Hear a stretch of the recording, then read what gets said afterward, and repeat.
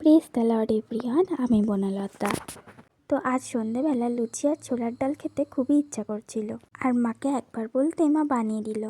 তাই ভাবলাম রেসিপিটা আপনাদের সাথে শেয়ার করি। তো প্রথমেই কড়াইতে দিয়ে দেওয়া হলো সর্ষের তেল। তেল গরম হয়ে গেলে জিরে, তেজপাতা, শুকনো লঙ্কা ফোড়ন দিয়ে সিদ্ধ করে রাখা ছোলার ডালটাকে ঢেলে দিতে হবে।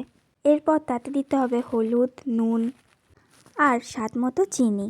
এই সমস্ত কিছুকে ভালো করে একটু মিক্স করে নিতে হবে। ভালো করে মিক্স করার পর দিয়ে দিতে হবে ভাজা মশলা, এরপর দিতে হবে সামান্য ঘি। তারপর এই দুটো জিনিস দেওয়ার পরও ডালটাকে আবার মিক্স করে একটা পাত্রে ঢেলে দিতে হবে। আপনারা চাইলে এই ডালটার মধ্যে নারকেল কুচিও মেশাতে পারেন। এরপর ভাজা হচ্ছে গরম গরম লুচি। আর ছোলার ডালের সাথে লুচি খেতে কার কার ভালো লাগে অবশ্যই কমেন্টে করে জানাবেন।